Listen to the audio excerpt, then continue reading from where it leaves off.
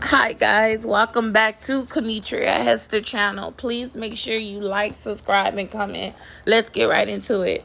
Today we're going to be talking about the downfall of Kylie brands and Kylie's cosmetics. Okay, people do not like how much it costs. People don't like how the cost of the product is not matching up with the brand. For instance, people don't like how she has the skincare line, which she doesn't even use the skincare line. She doesn't even use her own products. Rihanna uses her skincare line online. She uses it on her Instagram. She uses it to advertise. We know that it's something that she uses. We never see Kylie and them doing that over there. All right? Kylie's swim has flopped. Kylie's body line has flopped. Kylie's baby line has flopped. Kylie's cosmetics has flopped. The brushes are hard. People have came out with reviews. Jeffree Star has came out with reviews about the products. Him and his boyfriends, many models, drag queens, and a lot of women have came out about the products, talking about how they didn't even get the products, and the products weren't even in the box. Then that they were having issues with shipping. Okay, Kylie Jenner's business began as a way to cash in on a minor scandal. Take that in. Kylie Jenner business began as a way to cash in on a minor scandal. The youngest of the family, she was the breadwinner.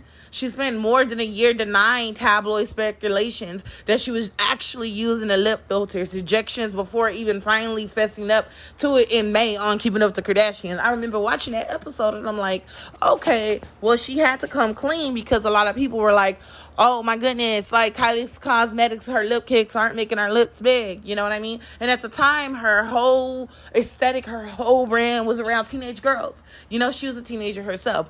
So far from being embarrassed about being caught in a lie, she and her mother, Kris Jenner, seized as a marketing opportunity, and they decided to continue to go on with the product. Okay, they were earning money from modeling endorsement, keeping up with the Kardashian appearance. Kylie launched its first batch of 50,000 lip kits in lip liner and matching it with lipsticks in November 2015. Thanks to a clever Instagram marketing, $20 kits were gone in less than a minute. Before I even refresh anything that I just told you, I just want you guys to peep out how I just said that Kylie $29 lip kits were gone less than minutes.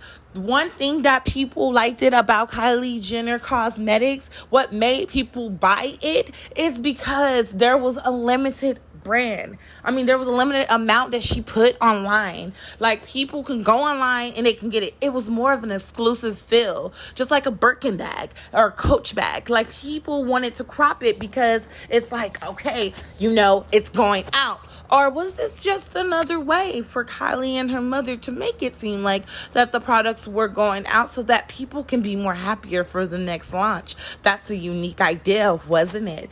Yay. So if you guys know, for more than a decade into their fame, the Kardashian Jenner tend to adduce eye rolls and signs amongst jaded media customers. But when it comes to their wealth, even the critics of the reality TV's first family, the Kardashians, Jenner machine, and the cash started to generate more in. And it has been the subject of articles, podcasts, even books, even the reason why I'm making this video today.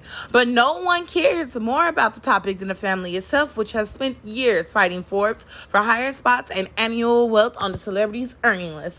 So, when the youngest of the clan, Kylie Jenner, sold 51% of Kylie's cosmetics to the beauty giants Coty in a deal valued at $1.2 billion this January, it was a watershed moment for the family. One of the greatest celebrity cash outs of all times, you may say.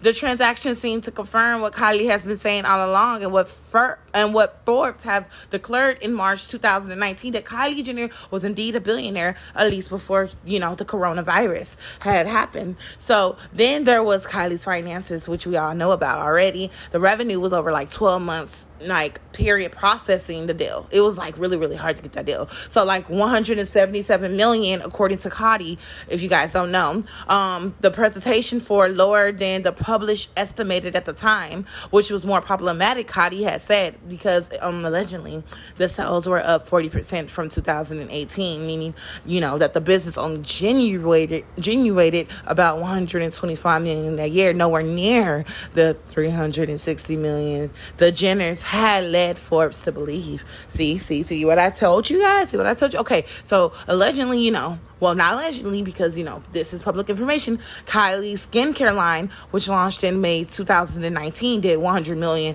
in revenues in the first month and a half. So Kylie reps had decided to go, and, they told us all that, the filing showed that the line was actually on track to finish the year with just 25 million in sales.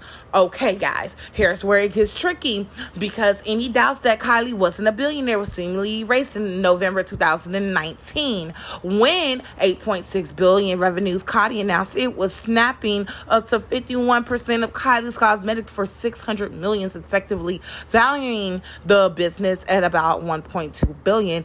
And the deal did give the struggling 106-year-old Kylie a hip social media brand. People were loving Kylie. People were loving the cosmetic brand. They only bought it because they're just like, okay, Kris Jenner is over here. She's giving us these papers. She's showing us these facts, And then, guys, here where it gets tricky again. They said that Kylie Jenner's mom, Kris Jenner, she gets a little tricky with the paperwork, when it comes to IRS, when it comes to taxes, when it comes to how much the brand actually worth. Same thing, with the Kim Kardashian and Ray J, sex tape thing. She got in there, she gonna make some stuff happen. She gonna go talk to, Vivid TV. She's going to go talk to the people, and she's going to actually sell, the stuff. And she's going to go and branch out and talk about these things for her daughters in order for them to get the deal, because you guys know, that's how, that's for another video, but that's how Kim got her big start with the Ray J sex tape thing. Okay. And, Kris Jenner is known to get up in there, and pull a little strings or two. Okay. So it gave Kylie a major, chance at expansion whenever Kylie did buy, the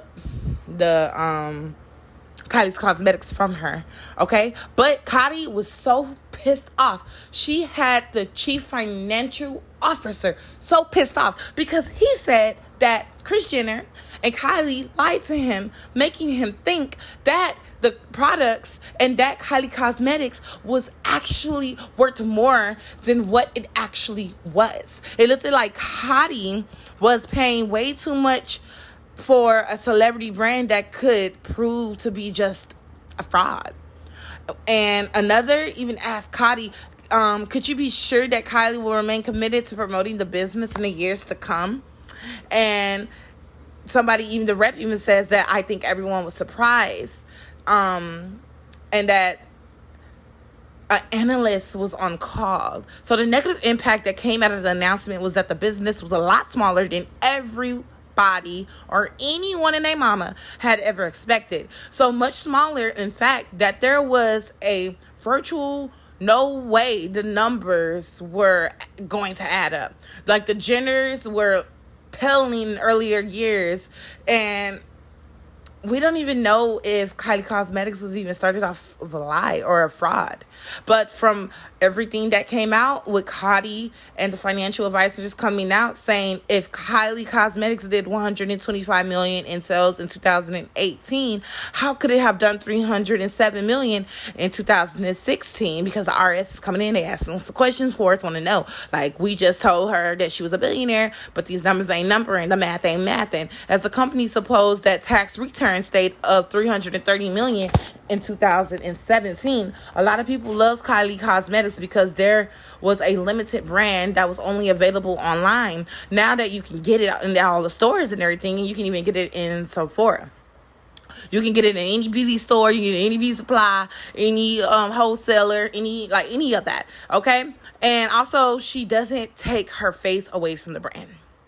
But when she actually starts doing it, and she actually started listening to her fans, think she was listening to some of us, she started seeing results. And and you could tell that she started listening to us and understanding what to do. Because, like I said, No one wants to keep buying from people who can't separate themselves from their brand. You know what I mean? Add some models in there like your sisters do for, Good American and Skims and, just all that, take a note out of, a book or two. And another thing is that Kylie's Cosmetics team did a really good job of building the hype around her products, which is why a lot of people bought the products. A lot of people bought the products, like I said, because they were a limited amount of products that were online and people wanted to buy it because they were so sought out that she was out here making the best product. She was like out here like giving the best glam, the best cosmetic skincare products to the world. And and in reality that was not the case. Yeah. And a lot of thing is that her team may have lied saying that the products were sold out just because they wanted people to buy them. Because like I said, the whole thing about it is that it was exclusive. It was something that everyone wanted, but everyone couldn't get, which is why the Birkin bags are so important. Clock that T, clock that T. Also, she has lost popularity, which is probably one of the downfalls of the cosmetics and all of her other brands. Also, she has a brand called Kylie Clothing. Basically, everything on there is tight fitted and everything on there doesn't look comfortable at all.